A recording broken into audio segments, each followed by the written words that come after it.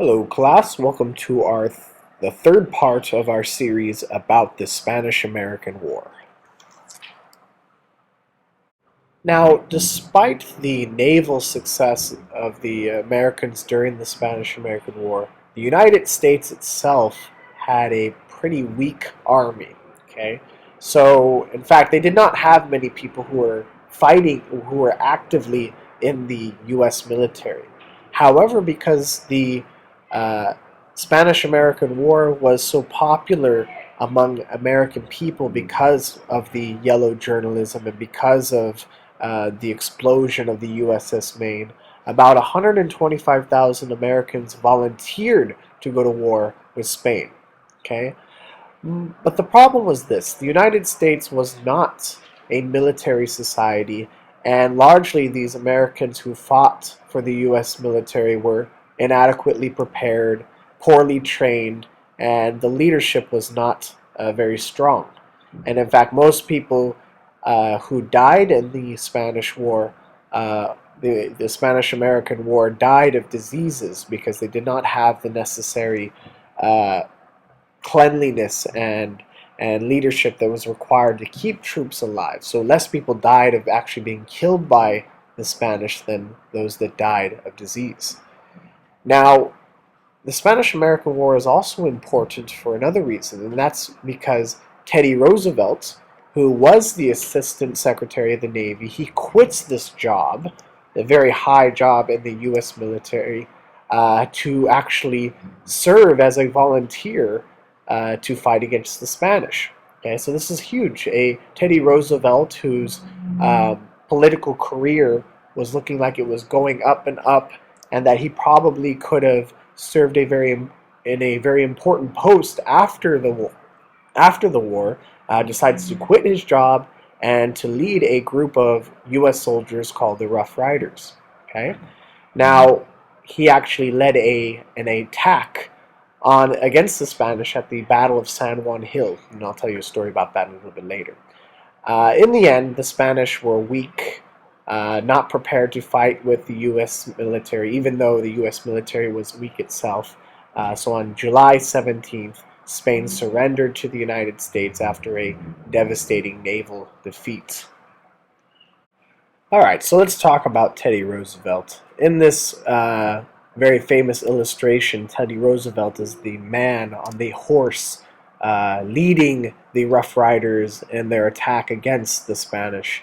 Um, so we have to ask ourselves, why did Teddy Roosevelt quit his high position to volunteer for this war? Well, there's two main reasons. One reason was that Teddy Roosevelt believed, like spending his life in wilderness, like living a very rough life, that war was good for a man, that war would make him stronger.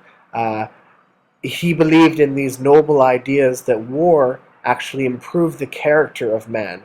And since he had never fought in a war before, this was somehow missing in his life. Okay. Another reason was political motives. Like any nation in the world, if you are a successful military leader or do something amazing during war, you can use that event as proof of your abilities as a leader, and therefore you can lead a country or lead a state or a city. So war, even in the United States, or being a successful soldier, was very important to politics.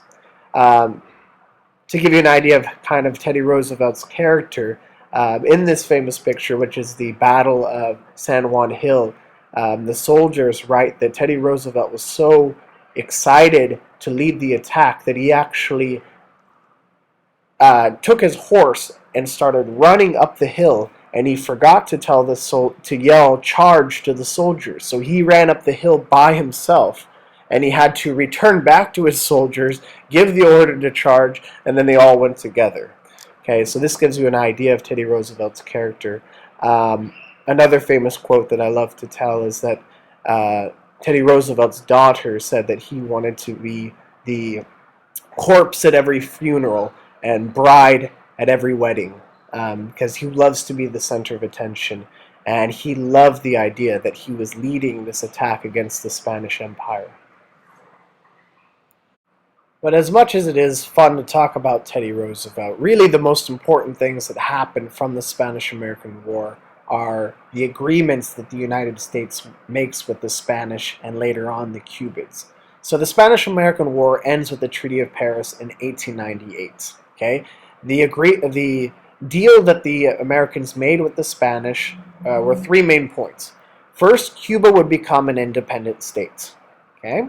Second, Spain would give Puerto Rico and the Pacific island of Guam to the United States. So once again, the United States is taking more islands that it can use for bases in the Pacific and in the Atlantic.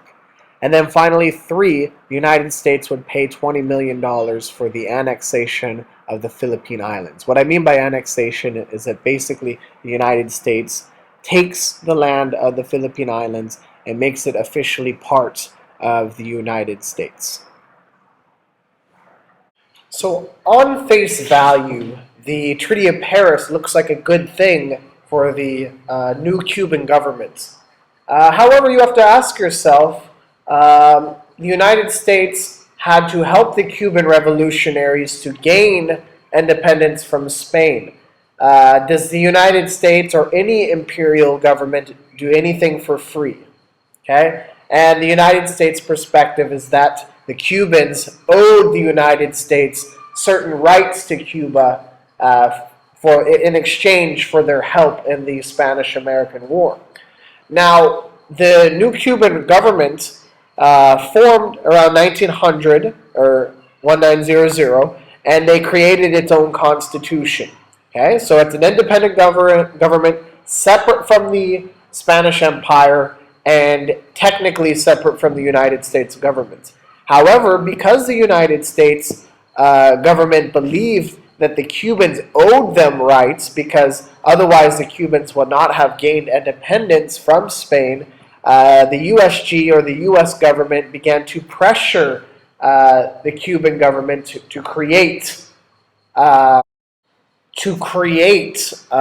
provisions in the Cuban Constitution that would give the United States power over the government of Cuba.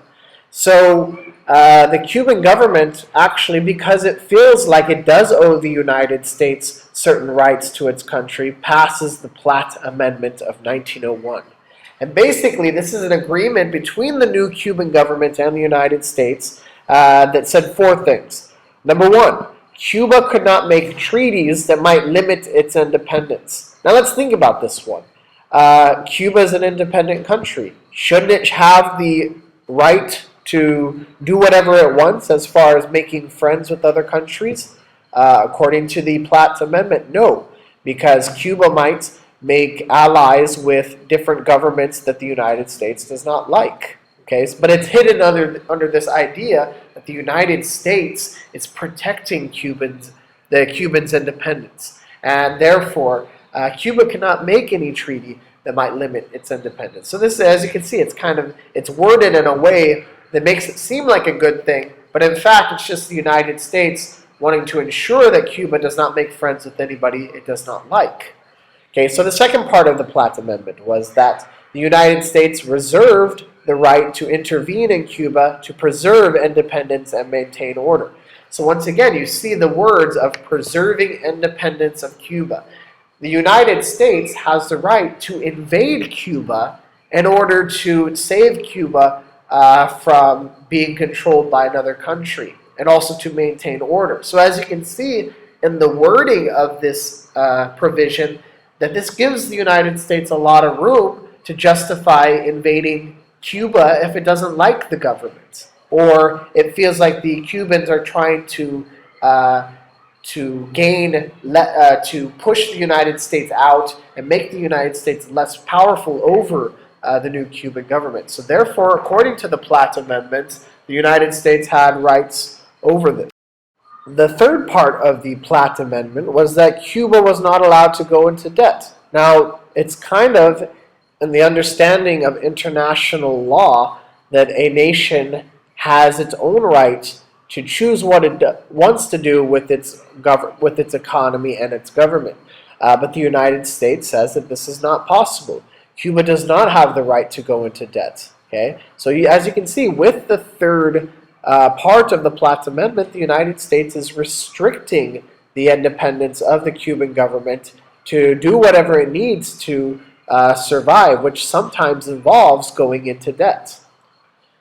Okay, and finally, and probably most importantly, we see the effect of this last provision, even to this day, was that the United States could buy or lease land on the island for naval and coaling stations. So here you can see kind of the main point of why the United States, or at least an important goal of the United States in taking Cuba, was that it needed a place for naval bases. It needed a place for the U.S. Navy to grow and to become more powerful. So according to the Platt Amendment, the United States had a right to buy these lands and to set up the beginning parts of the U.S. empire in the Atlantic and Pacific Ocean.